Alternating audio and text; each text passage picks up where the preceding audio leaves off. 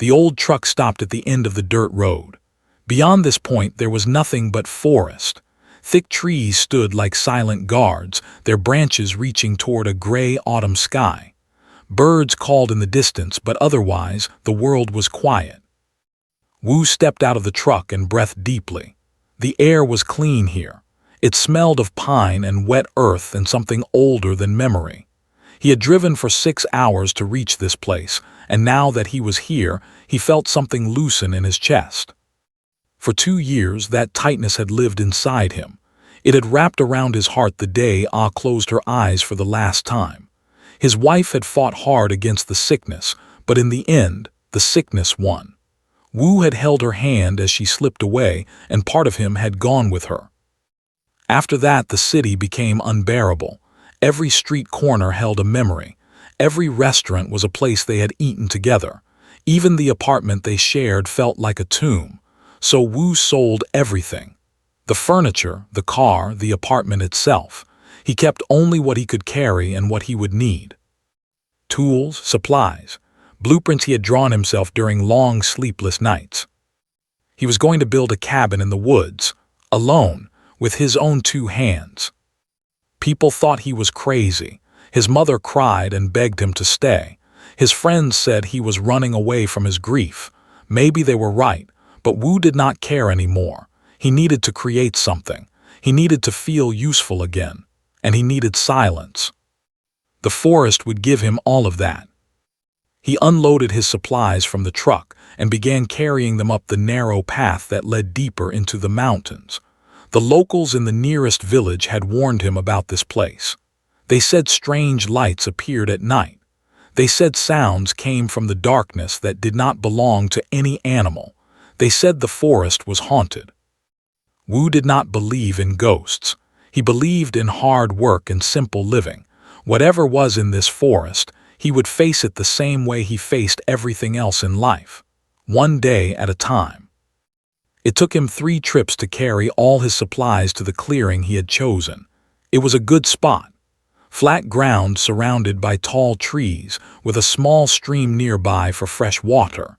He could see the mountains in the distance, their peaks already white with early snow. He set up a simple tent and started a fire as the sun began to set. The flames crackled and popped, sending sparks into the darkening sky. Wu sat on a fallen log and ate a simple meal of rice and dried fish. For the first time in months, he felt something close to peace. Tomorrow he would begin cutting trees. He would shape them into logs and stack them into walls. He would build a roof and a floor and a chimney for a proper fire. It would take months of hard work, but Wu was patient. He had nothing but time now. As darkness fell over the forest, he did not notice the figure watching him from between the trees. Vila stood in the shadows, her silver skin blending with the moonlight that filtered through the branches. Her large dark eyes, designed for seeing in the black depths of space, tracked every movement the human made. She held her breath, even though she knew he could not hear her from this distance. She had been hiding in this forest for 8 months now. 8 months since her ship fell from the sky like a wounded bird. 8 months of fear and hunger and desperate survival on a planet that was never meant to be her home. Earth, the humans called it Earth, such a simple name for such a strange world. Vila's people, had studied humans for many years. They had watched from far away, recording their wars and their cities and their endless noise. The Council had decided long ago that humans were too dangerous for contact. They were violent. They were unpredictable. They destroyed everything they touched, including each other. But Vila had no choice. Her ship had malfunctioned during a routine survey mission. She had crashed in these mountains with her daughter Lyra, and now they were trapped. Their distress beacon was damaged. No rescue was coming.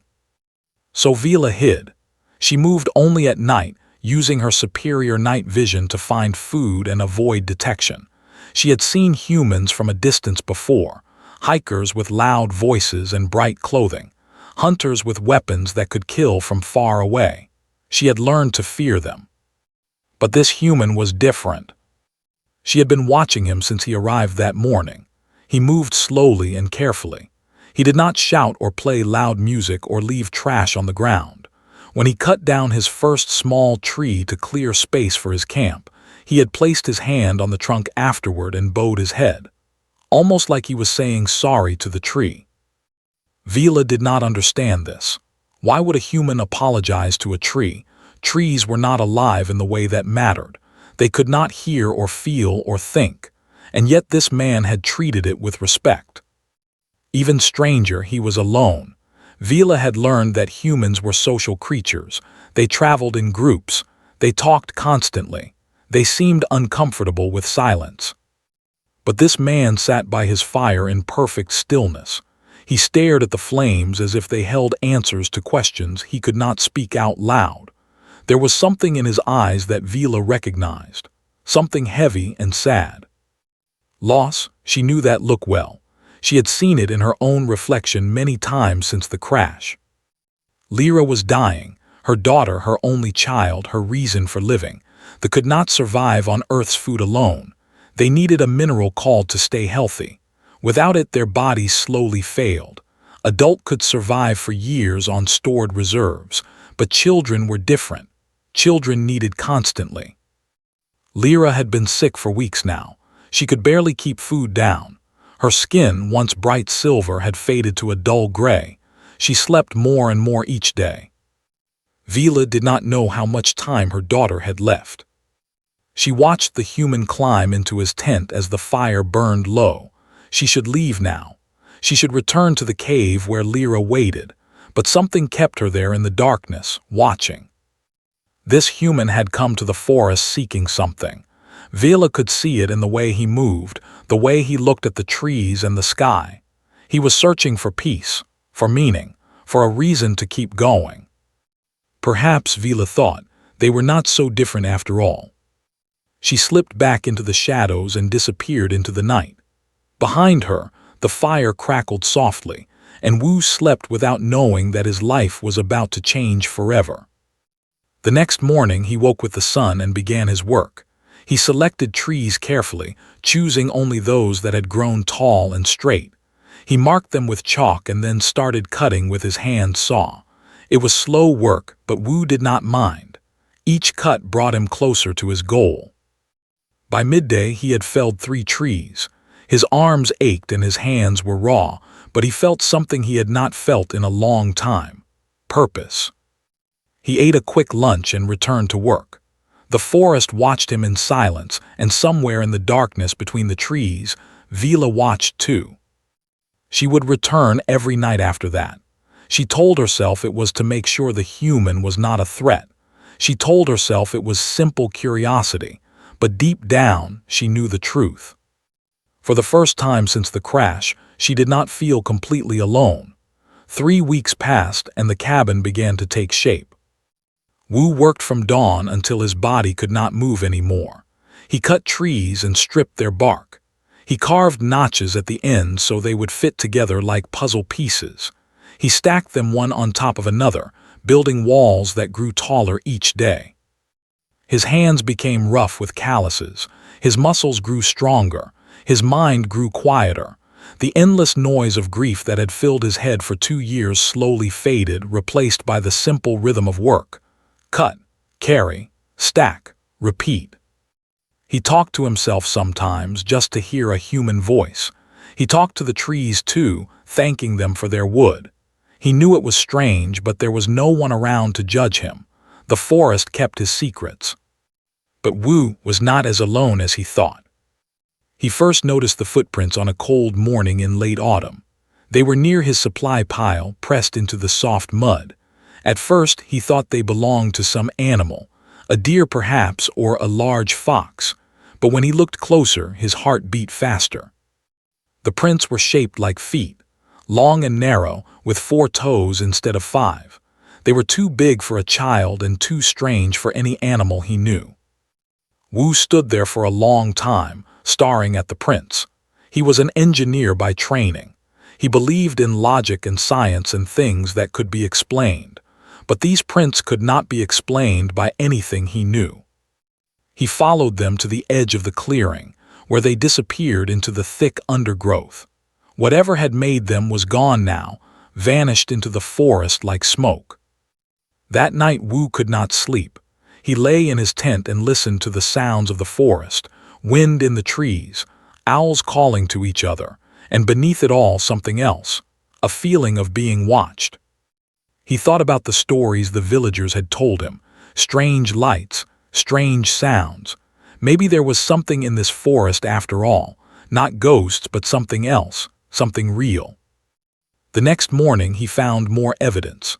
Circular marks pressed into the ground near his woodpile. They formed a pattern that looked almost like writing, though no writing system Wu had ever seen. And near the marks, a single strand of silver hair caught on a branch. Silver, not gray like an old person's hair, bright silver like metal thread. Wu held the hair up to the sunlight and watched it shine. His hands trembled slightly. He was a practical man. He did not believe in monsters or aliens or supernatural beings, but the evidence in front of him was hard to ignore. That evening, he made a decision.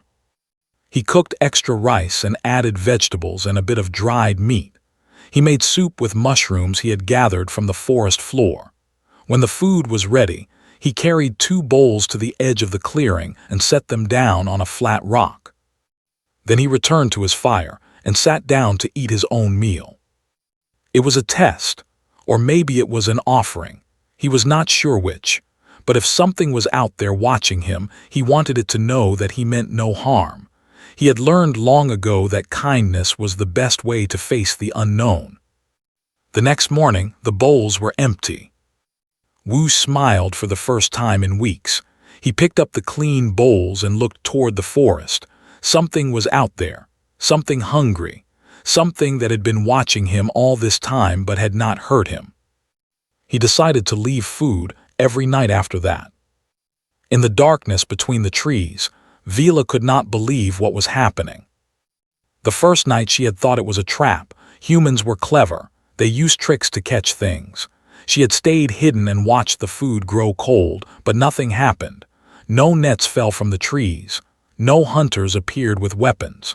The humans simply went to sleep, leaving the food unguarded. By the time she finally crept forward to take it, the soup was barely warm. But it was the best thing she had eaten in months. Real food, cooked with care, not scraps from garbage or raw plants that made her stomach hurt. She brought some back to the cave where Lyra waited. Her daughter's eyes grew wide when she saw the bowl of rice. She ate slowly at first, her weak body struggling to remember how food worked, but she kept it down. For the first time in days, she did not vomit. Vila held her daughter close and cried silent tears. The human was feeding them. He did not know who they were or where they came from. He had never seen their faces, but he was feeding them anyway. Why? Vila could not understand it. They did not act this way toward strangers. They were careful and suspicious and slow to trust.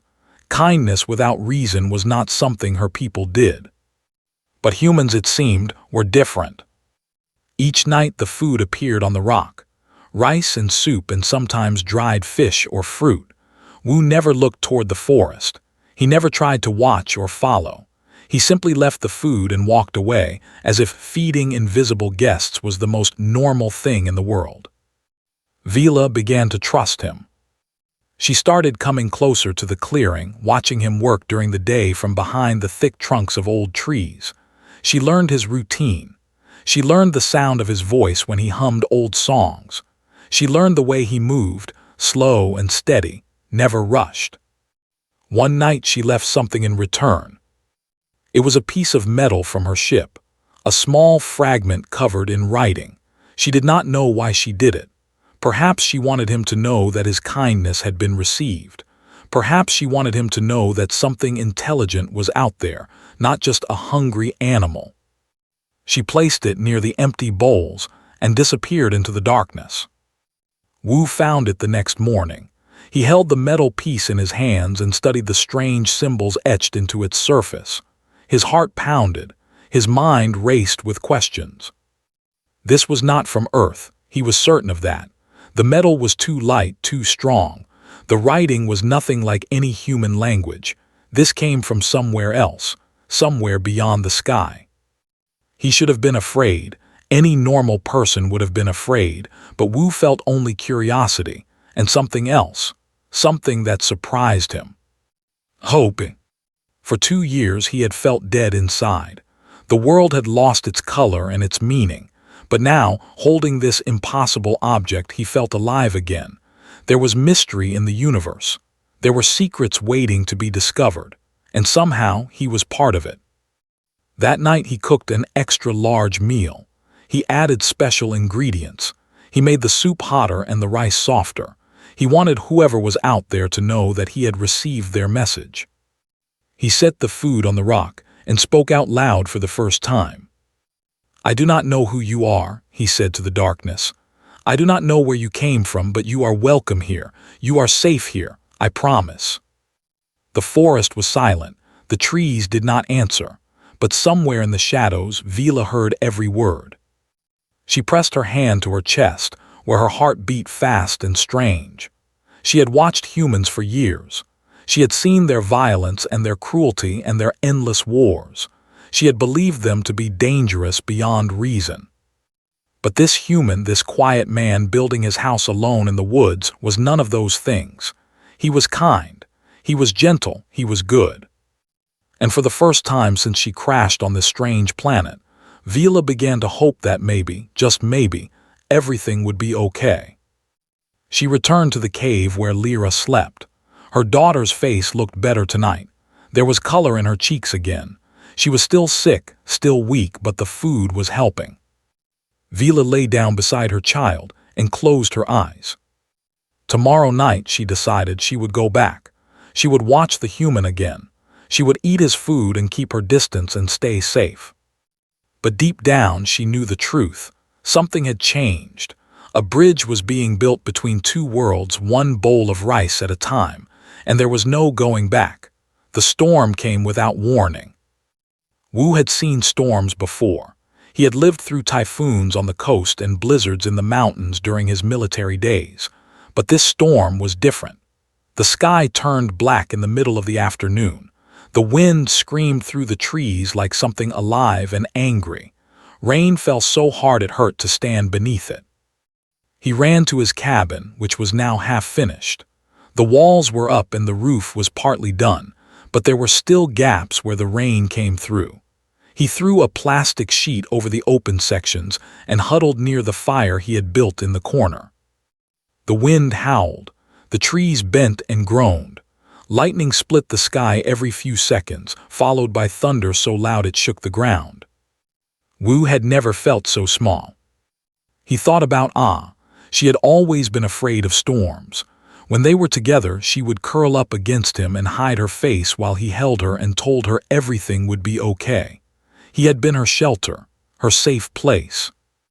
Now he had no one to protect, no one to hold, just himself and the storm and the endless darkness outside. He did not know how long the storm lasted. Hours, maybe. It felt like days. He sat by the fire and watched the flames struggle against the wind that came through the gaps in the walls. He added more wood and pulled his blanket around his shoulders. Then lightning struck again, brighter than before. And in that flash of white light, Wu saw something that stopped his heart. A figure standing at the edge of the forest. Tall and thin, with skin that glowed silver in the lightning. Large dark eyes that reflected the storm like mirrors, and in her arms something small and still. Wu stared, the figure stared back. Rain ran down her face and dripped from her chin. She did not move. She did not speak. She simply stood there, watching him with those impossible eyes. The lightning faded. Darkness returned. But Wu could still see her outline against the trees, a shadow that did not belong to this world. He should have been afraid. Every instinct told him to grab something sharp, to defend himself, to run. This was not human. This was something else entirely, something from the stars. But then he looked at the small shape in her arms. A child. Even from this distance he could tell. A child held tight against her chest, protected from the storm by her body alone. And in that moment, Wu did not see an alien. He saw a mother. Without thinking, he stood up. He walked to the door of his cabin. His hand trembled as he reached for the handle, but not from fear, from something else, something deeper. He opened the door. Rain and wind rushed in, soaking him instantly, but he did not care. He stood in the doorway and looked at the figure in the forest. Then he stepped aside and gestured with his hand. "Come in." Vila could not move. Her whole body was frozen, not from the cold but from shock. She had been caught. After 8 months of hiding, a human had seen her true form. She should run. She should disappear into the forest and never come back. But Lyra was burning in her arms. Her daughter had developed a fever that morning. By afternoon, she was shaking and crying and calling out for help in her sleep. Vila had tried everything: cold water from the stream, medicine from their crashed ship that had long since lost its power. Nothing worked. Then the storm came, and their cave began to flood. Vila had no choice but to run. She carried Lyra through the forest looking for shelter, any shelter. The rain was so heavy she could barely see. The wind pushed against her like a giant hand. She was lost and scared and desperate. Then she saw the cabin and the man inside. She had planned to wait until he slept, then sneak in and find warmth for Lyra. But the lightning had betrayed her. He had seen her. Their eyes had met across the storm. And now he was opening his door. Why would he do this? She was clearly not human. Her silver skin, her dark eyes, her too tall body, everything about her screamed danger and difference. Any normal human would be terrified. But this man was not normal. He stood in the doorway with rain pouring over him, one hand extended toward her. His face was calm. His eyes were kind. He was inviting her inside. Lyra cried out in her arms, a weak sound lost in the thunder. Vila looked down at her daughter's gray face. She had no choice. She had no other options. If she stayed out here, Lyra would die.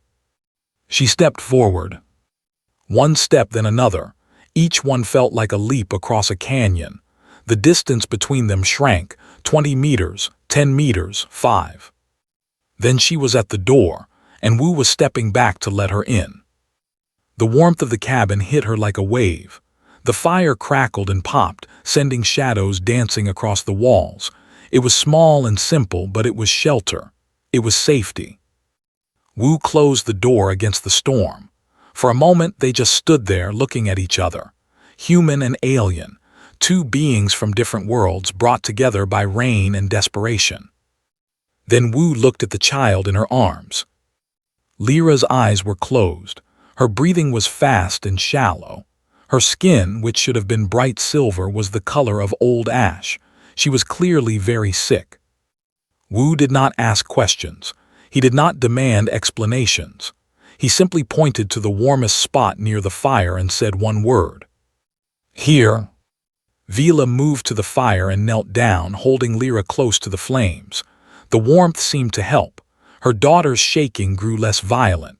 Her breathing slowed slightly. Wu was already moving. He grabbed blankets from his supplies and brought them over, wrapping them around the mother and child. He put a pot of water over the fire to boil. He found clean cloths and a bowl. When the water was warm, he dipped a cloth in it and handed it to Vila. She understood. She pressed the warm cloth to Lyra's forehead, wiping away the sweat that had gathered there. For hours, they worked together without speaking. Wu boiled water and prepared warm broth. Vila held her daughter and tried to feed her small sips. The storm raged outside, but inside the cabin there was only quiet focus. Sometime in the middle of the night, Lyra's fever broke. Her eyes opened, weak but clear. She looked up at her mother, then at the strange human sitting nearby.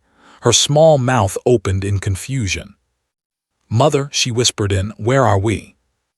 Vila held her, tears streaming down her silver face. "We are safe," she said. "We are safe, little one." Lyra fell asleep again, but this time it was real sleep, peaceful sleep, the sleep of someone who would survive. Vila looked at Wu. The human sat across the fire from her, his face tired but calm. He had not slept at all. He had stayed up all night, helping her care for a child he had never met, a child from another world. She wanted to thank him. She wanted to explain everything. But she did not know his language and he did not know hers, so she did the only thing she could. She pressed her hand to her heart, then extended it toward him. In culture, this meant something deep. It meant, "You have touched my soul, you have my eternal gratitude." Wu seemed to understand. He smiled, the first real smile Vila had ever seen on his face. Then he pressed his own hand to his heart and extended it back. Outside, the storm began to fade. The thunder grew distant. The rain softened to a gentle drizzle. Inside the cabin, two strangers from different worlds sat in comfortable silence, connected by something that needed no translation. Kindness, the universal language that even the stars could understand. The storm passed, but Vila and Lyra stayed. At first, Vila thought she would leave as soon as her daughter was well enough to walk. She would thank the humans somehow and disappear back into the forest, back to hiding, back to survival. But days passed and she did not leave. Part of it was practical. Lyra was still weak. She could walk short distances, but she tired quickly. Her body needed time to recover from the fever. Moving her too soon could make things worse. But the bigger reason was simpler than that. For the first time in 8 months, Vila did not feel afraid. Wu never asked them to leave. He never demanded answers or explanations.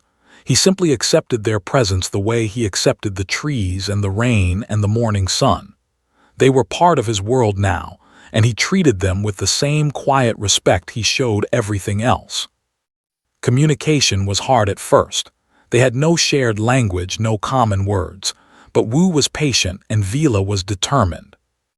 They started with gestures, a point at an object, then a word: fire, water, food, sleep.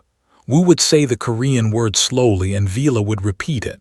Her mouth was not made for human sounds and the words came out strange, but Wu never laughed or showed frustration. He simply nodded and tried again. Lyra learned faster than her mother. Children always did. Within a week she could say simple things: hello, thank you, hungry, cold. She followed Wu around the cabin, pointing at things and demanding to know their names. "What is this?" she would ask in broken Korean. "Hammer," Wu would answer. "Hammer," Lyra would repeat, and then she would smile. Those smiles kept Vila going. She had not seen her daughter happy in so long. The sickness had stolen Lyra's joy along with her health. But here, in this strange cabin with this strange human, some of that joy was returning. Vila began to help with the cabin construction. Her species had better night vision than humans, and she could work in the darkness when Wu needed to rest. She was stronger than she looked, able to lift logs that would have required 2 human men. Together, they made fast progress. The walls grew taller. The roof became complete. Wu built a proper chimney so smoke could escape without filling the room. He built shelves and a table and simple beds. The cabin was becoming a home. One evening, after Lyra had fallen asleep by the fire, Vila sat with Wu outside under the stars. The sky was clear, and thousands of lights sparkled above them. Somewhere out there was her home world. Somewhere out there were her people, who had probably given up searching for her by now. Wu pointed up at the sky and then at her. He raised his eyebrows in a question. "Where did you come from?" Vila understood. She looked up and searched for the right star. There, near the edge of what humans called the Milky Way, a small yellow sun orbited by 7 planets. The 4th planet was hers. She pointed at it. "Home," she said carefully. "Vila, home." Wu followed her finger to the distant star. His eyes grew wide with wonder, not fear, wonder, like a child seeing something magical for the first time. He looked back at her and touched his own chest. Then he pointed down at the ground beneath them. "Wu home," he said simply. Vila smiled. It was a small thing, this exchange, but it meant everything. They were both far from home in their own ways. They were both lost and alone, but maybe being lost together was better than being lost alone. The next day, Wu showed her something special. He brought out a small box from his belongings and opened it carefully. Inside were photographs, old pictures printed on paper, their edges worn from handling. He showed her a picture of a woman. She had a kind face and dark hair that fell past her shoulders. She was smiling at the camera with eyes full of love. "Ah," Wu said quietly, "wife." Vila looked at the picture, then at Wu's face. She saw the pain there, buried deep but never gone. She understood now why he had come to this forest, why he wanted to be alone, why there was sadness in his eyes even when he smiled. He had lost someone, just like she had lost her home, her ship, her connection to everything she knew. She reached out and touched the photograph gently. Then she looked at Wu and said a word a word that meant understanding, a word that meant shared sorrow. Wu did not know what the word meant, but he seemed to feel it. His eyes grew wet, and he nodded slowly. Then he carefully put the photograph away. Some things did not need translation. But even as their bond grew stronger, danger was growing too. Lyra was getting better, but not completely better. The fever had passed and she could walk and play, but she was still too thin, still too pale. She still slept too much and ate too little. Vila knew the truth. The food from Earth was keeping Lyra alive, but it was not making her well. Without the mineral her people needed to survive, Lyra's body was slowly failing. She tried to explain this to Wu using drawings in the dirt. She sketched the shape of a crystal. She pointed at Lyra and then at the crystal. She made gestures meant to show need and desperation. Wu studied the drawings carefully. He did not understand at first. Vila grew frustrated, drawing the same shapes over and over. She knew her daughter was dying, and she could not make this human understand how to save her. Then Lyra came outside, holding something in her small hand. It was a tiny fragment that Vila had saved from the crash. She kept it hidden in her clothes as a reminder of home, but somehow Lyra had found it. "Mother," Lyra said weakly, "I need this, I can feel it." Vila took the crystal and showed it to Wu. She pressed it against Lyra's chest, where her hearts beat weak and slow. She hoped he would understand. Wu took the crystal and studied it closely. He turned it in the firelight, watching the way it glowed with inner light. His engineering mind was working, analyzing, searching for connections. "This," he said, pointing at the crystal, "Lyra need this to live." Vila nodded quickly. "Yes, Lyra need." Wu looked at the crystal for a long time. His face was serious, his thoughts invisible. Then suddenly his expression changed. His eyes widened. His mouth fell open. "I know this," he whispered. "I have seen this before." Vila did not understand his words, but she understood his tone. Hope. Wu stood up quickly and went to his supplies. He dug through boxes until he found an old notebook filled with handwritten notes. He flipped through the pages until he found what he was looking for. A drawing of a crystal, not exactly like but similar enough. Notes written in Korean described its properties, its location. During his military service, Wu had been an engineer on a special project. They had discovered a strange mineral in a deep cave system in these very mountains. The locals called the caves the ghost caves because of the strange lights that came from within. At the time, nobody knew what the mineral was or where it came from. The project was abandoned. The caves were sealed. Everyone forgot. But Wu remembered. He showed the drawing to Vila and pointed at the crystal in her hand. Then he pointed at the mountains in the distance. "There," he said, "crystal there deep in the caves." Vila stared at him. Could it be true? Could the same mineral that her people needed be here on Earth, hidden underground? Then she remembered something. Her ship had crashed in these mountains. The navigation system had been tracking a strange energy signature before everything went wrong, an energy signature that matched. Her ship had not malfunctioned randomly. It had been drawn here, drawn to a source of that no one knew existed. She looked at Wu with new eyes. He had not only saved her daughter from the storm, he might be able to save her life completely. She grabbed his hand and squeezed it tight. She did not have the words to express what she felt, but she hoped he could feel it anyway. Gratitude, hope, and something else, something that felt like the beginning of a family. Wu left before sunrise. He carried a backpack filled with supplies, rope, flashlights, food and water for 2 days, a small hammer for breaking rock. He wore his oldest clothes and his strongest boots. The journey ahead would be dangerous, and he wanted to be ready. Vila stood at the cabin door with Lyra in her arms. She wanted to come with him. She wanted to help. But they both knew that was impossible. If other humans saw her, everything would fall apart. They would panic. They would call soldiers. They would take her away and put her in a cage. No, she had to stay hidden. She had to protect Lyra. Wu would go alone. He looked at the 2 aliens who had changed his life. The tall silver mother with eyes like deep space. The small gray child who called him funny names in her strange language. They were not human, but they felt like family. "I come back," he said slowly, using simple words Vila could understand. "I find crystal, I bring medicine, Lyra get better." Vila nodded. Her large dark eyes were filled with worry but also with trust.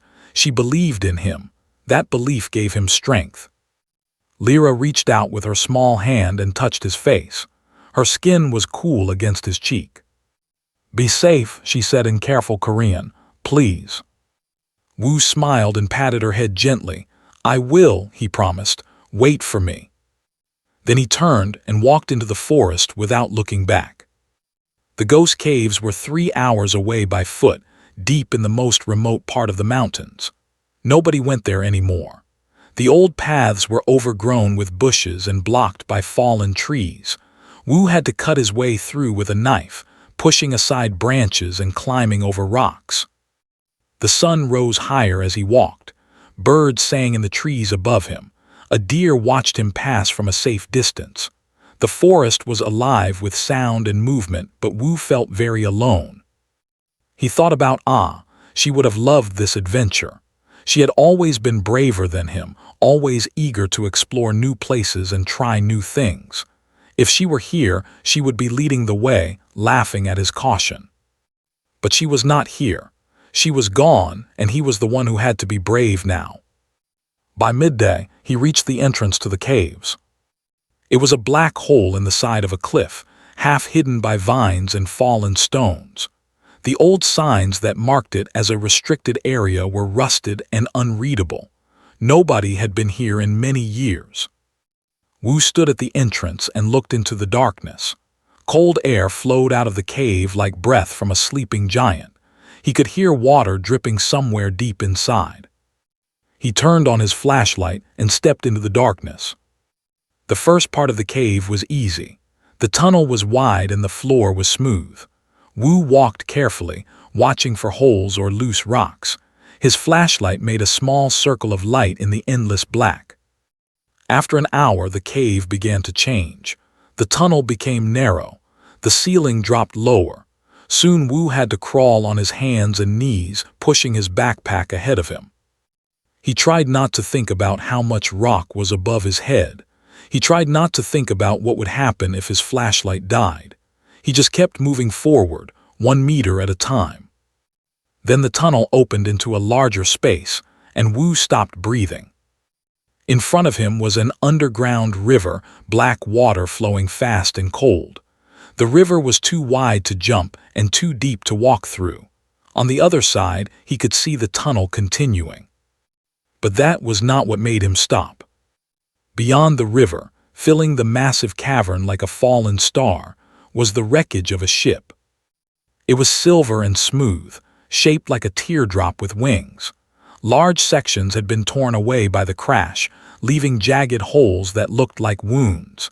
Cables and tubes hung from the openings like frozen blood. Vila's ship. It had to be. After 8 months, Wu was finally seeing the vessel that had brought his friends to Earth. And surrounding the ship, growing from the walls and floor like frozen flames, were crystals. Hundreds of them. Thousands of them. They glowed with soft inner light, filling the cavern with colors that had no name in any human language. The medicine that would save Lyra's life. Wu had found it. But getting to it was another problem. He studied the river carefully. The water was moving fast, but not too fast. There were rocks sticking up in the middle that he could use as stepping stones. If he was careful, he could cross. He tied his backpack to his chest and stepped into the water. The cold hit him like a punch. His muscles cramped instantly. The current pulled at his legs, trying to sweep him away. But Wu was strong and he was determined. He pushed forward, grabbing rocks for balance, fighting the river with every step. It took him 20 minutes to cross. By the time he reached the other side, his whole body was shaking from cold. But he did not stop to rest. He could not stop. Lyra was waiting. He climbed toward the crystals, slipping on wet rocks and cutting his hands on sharp edges. The closer he got, the brighter the crystals glowed. They were beautiful, more beautiful than anything he had ever seen. They made the air feel thick and electric, like the moment before lightning strikes. He pulled out his hammer and began to break off pieces. The crystals were harder than they looked. Each piece took many hits to remove, but slowly his bag began to fill with glowing fragments. He had collected maybe 2 kilos when he heard the sound. A deep rumble like thunder from far away. The walls of the cavern trembled. Small rocks fell from the ceiling. Wu knew that sound. He had learned it during his military training. The cave was unstable. Something was wrong. He looked at the crashed ship and understood. The vessel's impact had weakened the rock structure. The vibrations from his hammer had disturbed something that had been balanced for 8 months. Now the whole system was collapsing. He had to get out, now. He grabbed his bag of crystals and ran. Behind him, the rumbling grew louder. Larger rocks began to fall. Dust filled the air, making it hard to breathe. He reached the river and jumped in without hesitating. The cold water shocked his system, but fear pushed him forward. He fought the current, climbing over rocks, pulling himself through the water with desperate strength. Behind him, a massive section of ceiling collapsed into the cavern. The sound was like the end of the world. Wu reached the other side and kept running. The tunnel shook around him. Cracks appeared in the walls. He crawled through the narrow section faster than he thought possible, scraping his back against sharp rocks. Then daylight. The cave entrance was ahead. Safety was ahead. He burst out of the cave just as the entrance collapsed behind him. Rocks and dust exploded outward, throwing him to the ground. He rolled down the slope, protecting his bag of crystals with his body. When he finally stopped, he was covered in dust and blood. His hands were torn, his legs were bruised, his back was scraped raw. But he was alive, and he had the medicine. Wu lay on the ground and laughed. It hurt to laugh, but he could not stop. He had done it. He had gone into the darkness and come back with hope. He looked up at the sky. The sun was setting, painting the clouds with orange and pink. It was the most beautiful thing he had ever seen. Then he got up and started walking home. The journey back took longer. His body was hurt and his energy was gone. Every step was painful. But he kept moving, one foot in front of the other, following the path back to the cabin. It was past midnight when he finally arrived. Vila was waiting outside, packing back and forth in the darkness. When she saw him stumble out of the forest, she ran forward and caught him before he fell. "Wu," she cried, "you hurt, what happened?" He could barely speak. His voice came out as a whisper. "Cave collapsed, but I got it." He held up the bag of crystals. "I got the medicine, Lyra. Lyra will be okay." Vila took the bag and opened it. When she saw the glowing inside, she made a sound that was half laugh and half cry. Tears ran down her silver face. "You save her," she said. "You save my daughter." Wu tried to smile, but his body had finally given up. His eyes closed, and he collapsed into Vila's arms. She carried him inside and laid him by the fire. Then she began to work, using the to make medicine for Lyra and treating Wu's wounds with water and clean cloth. The human had risked everything for them. He had gone into the darkness and nearly died, for strangers, for aliens, for a child he had no duty to save. Vila did not understand humans, she never would, but she knew one thing for certain. This man was a hero, and she would never forget what he had done. The medicine worked faster than anyone expected. Vila processed the crystals the way her people had done for thousands of years. She ground them into powder and mixed them with water to make a thick paste. She heated the paste over the fire until it became a glowing liquid. Then she let it cool into small pills that sparkled like captured stars. Lyra took the first pill that same night. Within hours, her fever was completely gone. By morning, color had returned to her skin. Her silver glow, which had faded to dull gray during her sickness, began to shine again. She woke up hungry and demanded 3 bowls of rice. Vila watched her daughter eat with tears in her eyes.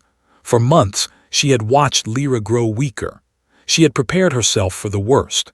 She had imagined burying her child on this strange planet, alone and far from home. But now her daughter was laughing, running, playing in the clearing outside the cabin like the happy child she used to be. Because of Wu. The human was healing too, though more slowly. His wounds were deep, and he had pushed his body far past its limits. He slept for 2 full days after returning from the caves. When he finally woke, every part of him hurt. But when Lyra came running to his bed and jumped on him, showing him how bright her skin had become, the pain did not matter. "Look," she said happily, holding out her arms. "I am better, the medicine worked. Thank you, thank you, thank you." Wu smiled and hugged her gently. "I am glad," he said, "so glad." Days passed, then weeks. Winter came to the mountains, covering everything in white snow.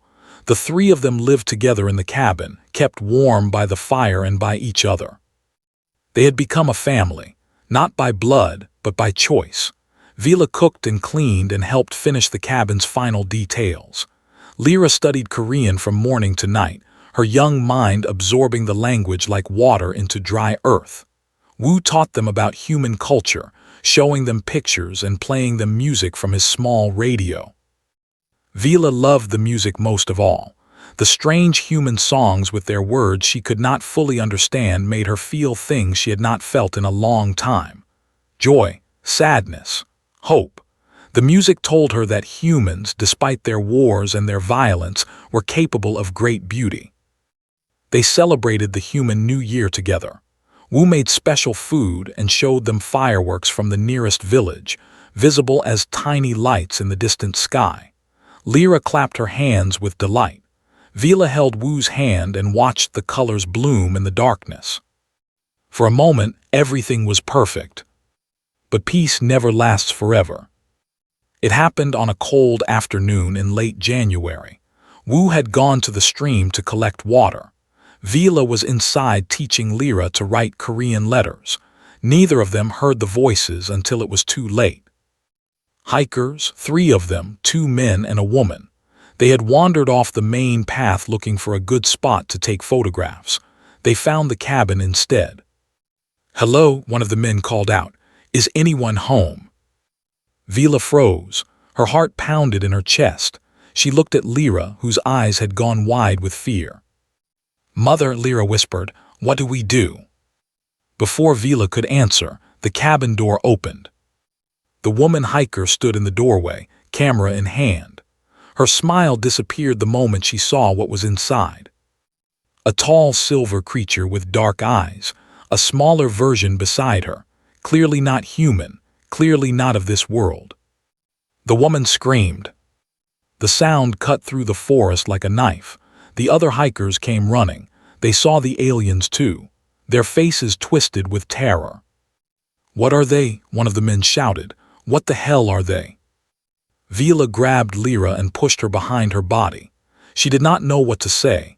She did not know what to do. All she could do was stand there, protecting her child, waiting for whatever came next. The hikers ran.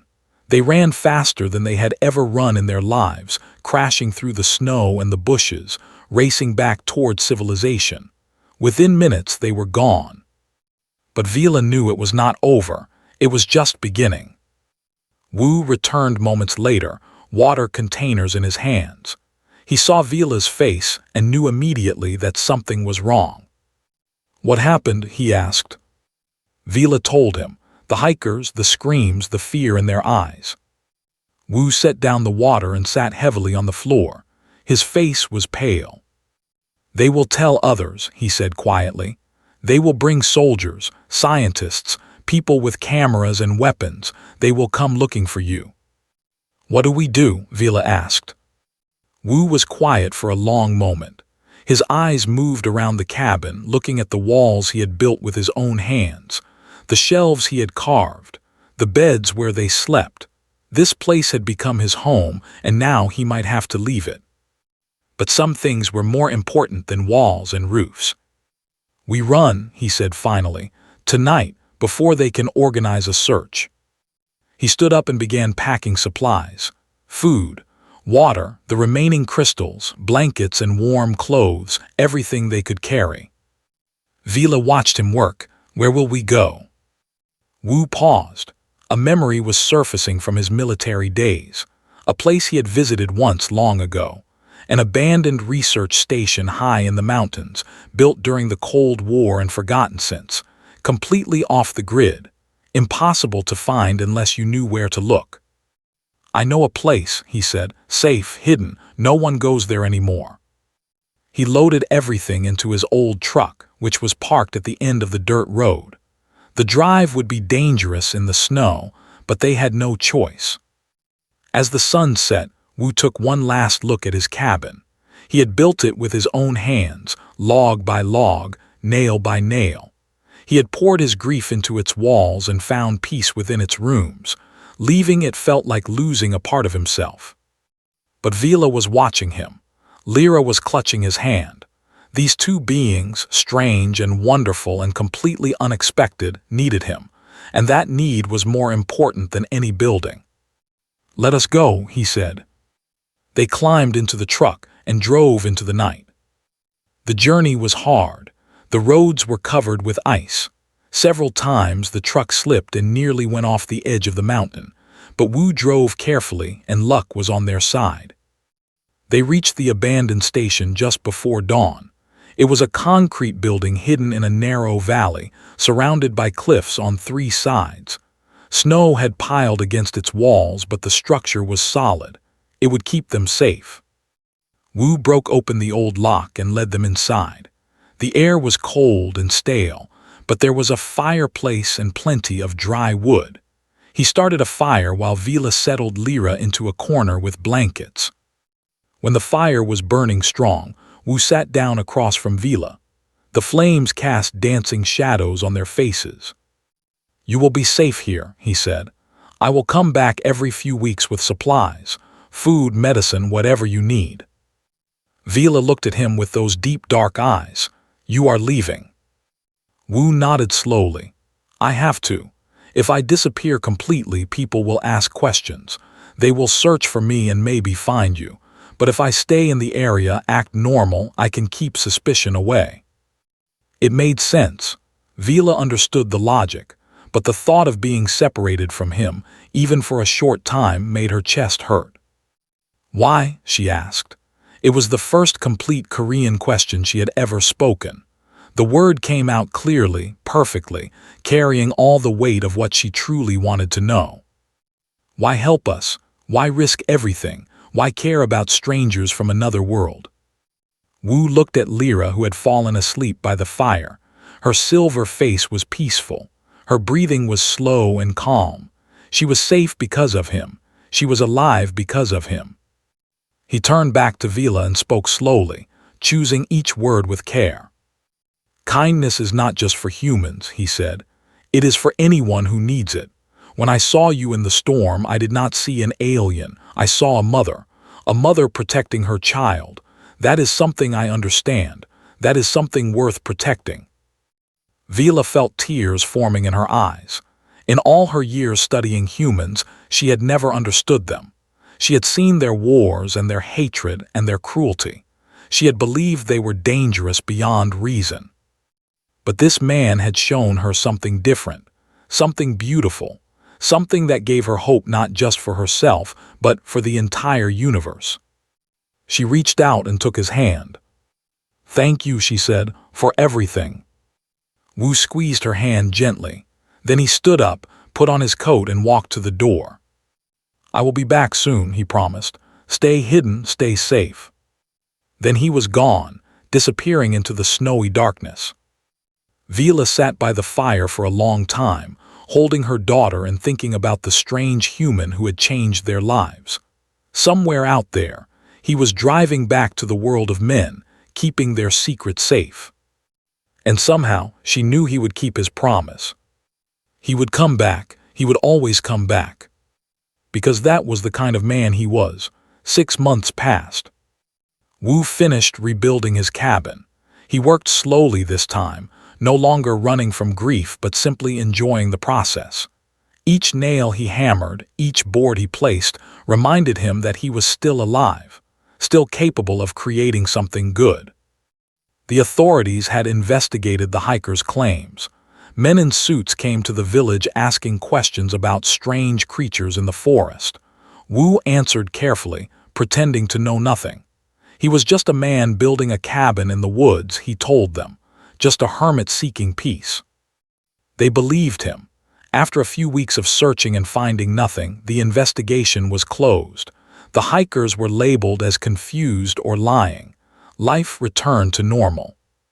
But Wu's life was far from normal. Every 3 weeks, he made the long journey to the hidden station. He brought food and supplies. He brought books for Lyra, who had learned to read Korean fluently. He brought recordings of music for Vila, whose favorite song was an old ballad about 2 people finding love against impossible odds. Each visit was special. Lyra would run to meet him at the door, shouting his name and jumping into his arms. Vila would prepare food using the strange cooking methods of her people, mixing earth ingredients with techniques from the stars. They would sit together and talk for hours, sharing stories and dreams and quiet moments. Wu taught them everything he knew about Earth, the history of humans with all its beauty and horror, the science of their world from tiny atoms to vast oceans, the art and music and literature that made life worth living. In return, Vila taught him about the universe. She told him about a species that had traveled between stars for millions of years. She told him about other worlds, some filled with life and others empty and silent.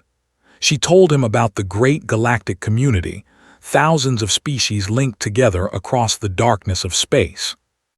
And she told him why her people had never contacted humans. "We watched you for many years," she said one night as snow fell gently outside the station.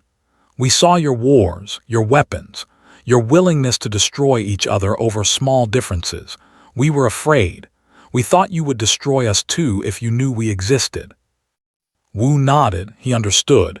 He had seen what humans could do when they were afraid, the violence, the hatred, the endless capacity for cruelty. "We are not always good," he admitted. "We make mistakes. We hurt each other. Sometimes I am ashamed of my species." Vila looked at him with her deep, dark eyes. "But you are not like that. You opened your door during a storm. You risked your life for strangers. You showed kindness when you had no reason to." "One person does not represent all humans," Wu said quietly. "No," Vila agreed. "But one person can change everything. One act of kindness can spread like light in darkness. You taught me that." They sat in comfortable silence, watching the fire burn low. Lyra was asleep in the corner, her silver face peaceful in the flickering light. Outside, the wind howled, but inside, everything was warm and safe. Then Vila spoke again, her voice barely above a whisper. "I repaired the distress beacon." Wu looked at her sharply. "What?" "3 months ago, I used parts from the cabin and knowledge from your books. The signal is now reaching into space." She paused. "My people will come, eventually." Wu did not know what to feel. Joy for Vila and Lyra, who would finally go home. Sadness for himself, who would lose the only family he had left. "When?" he asked. "I do not know. Space is vast. The signal is weak. It could be months, it could be years, it could be never." They did not speak of it again, but the knowledge hung in the air between them, changing everything and nothing at the same time. Months became a year. The year became 2. Wu grew older. His hair began to turn gray at the temples. His body moved a little slower than before, but his heart remained full. He had purpose now. He had family. He had something to live for. Then on a clear summer night, the sky opened up. Wu was at the station, sharing dinner with Vila and Lyra, when the light appeared. It started as a single point, brighter than any star, then grew larger and larger until it filled the entire valley with silver radiance. Lyra ran to the window, her eyes wide. "Mother, what is that?" Vila stood slowly, her face unreadable. She knew what it was. She had been waiting for it for nearly 3 years. "It is my people," she said quietly. "They have come." The ship descended slowly, gracefully, like a leaf falling from an impossibly tall tree. It was 10 times the size of Vila's crashed vessel, shaped like a great silver bird with wings that seemed to bend light itself.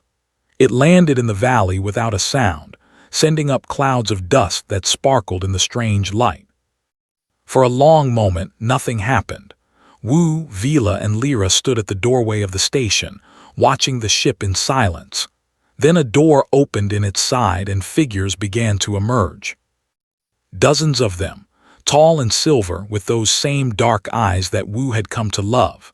They moved in formation, clearly military, but their weapons remained lowered. One figure walked ahead of the others.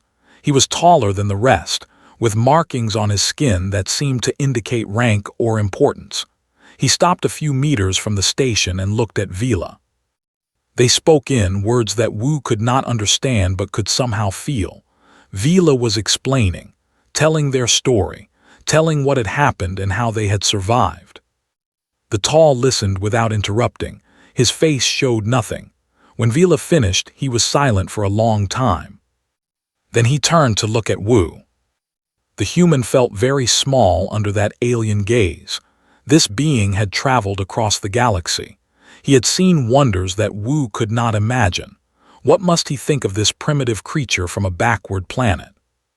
The commander stepped forward and stopped in front of Wu. Up close, his eyes were even more striking. Deep and dark, filled with intelligence and something else. Something that looked almost like respect. Then the commander did something unexpected. He bowed. Not a small nod, but a deep bow, lowering his head almost to his chest. It was a gesture of profound respect, one that Wu had seen in his own culture but never expected to receive from a being from another world. "We have watched 1,000 worlds," the commander said. The words came through a small device on his chest, translated into Korean. "We have seen empires rise and fall, civilizations burn and be reborn, but never have we seen a being risk everything for strangers. Your kind may be young, human, but you carry something ancient within you, something valuable, something rare." Wu did not know what to say. He opened his mouth, but no words came out. The commander straightened and looked at Vila. "This human saved the lives of citizens. Under our law, he is owed a debt that cannot be repaid. We offer him a place among us, a chance to see the stars, to represent his people in our courts." Vila translated for Wu, though he had understood most of it already. Her eyes were bright with hope. "He is asking you to come with us," she said, "to leave Earth, to travel the galaxy, to be the first human ambassador to the—" Wu looked at the ship, vast and beautiful against the night sky. He looked at the stars beyond it, millions of lights waiting to be explored. He thought about all the wonders that existed out there, beyond his small planet, beyond his small life. Then he looked back at his cabin, standing alone on the mountain. The walls he had built with his own hands, the roof that had sheltered him through countless storms, the place where he had found healing after losing everything. It was a good life he had made, a peaceful life. But was peace what he truly wanted, or was it just a way of hiding from the world? Ah would not have hidden. She would have jumped at this chance without hesitation. She would have dragged him onto that ship herself, laughing at his caution. He could almost hear her voice in his head. "Go," she whispered. "Live, see what is out there. Do not waste your time missing me." Lyra tugged at his sleeve. He looked down at her bright silver face, her dark eyes shining with excitement. "Please come," she said. "Please. I do not want to say goodbye." Wu smiled. He knelt down and put his hands on her shoulders. "I have always wanted to build something new," he said. "Something bigger than a cabin, something that matters." He stood up and faced the commander. "I accept," he said. "I will go with you." The commander nodded. "Then welcome, Wu of Earth. Welcome to the stars." They boarded the ship together. Vila held Wu's hand as they walked through the silver corridors. Lyra ran ahead, exploring every corner with boundless curiosity. Wu took one last look at Earth through a viewing window. The blue planet hung in the darkness like a jewel, beautiful and fragile and full of life. His home, his species, everything he had ever known. But there was a whole universe out there, and for the first time in his life, Wu was ready to see it. The ship rose silently into the night. It passed through the atmosphere and entered the cold darkness of space. Below, the cabin stood empty on the mountain, waiting for a return that might never come. But Wu was not thinking about returns. He was thinking about beginnings. He was thinking about the strange path that had brought him here. A grieving man building a cabin in the woods, a lonely alien mother watching from the darkness, a storm that brought them together, a choice to open a door. Everything had started with that choice. One small act of kindness that had rippled outward, changing everything. Humanity's first contact with alien life had not come through governments or armies or scientists. It had come through a quiet man who simply decided to be kind. And as the ship flew toward the distant stars, Wu realized something important. That was exactly how it should have been. The universe was vast and cold, but kindness made it smaller. Kindness made it warm. Kindness was the bridge between all beings, no matter how different they seemed. He had learned that truth in a cabin in the woods, and now he would carry it to the stars. Vila squeezed his hand. Lyra pressed against his side. Outside the window, galaxies spun in their eternal dance. Wu smiled and watched the light of 1 billion suns fill his eyes. The journey was just beginning.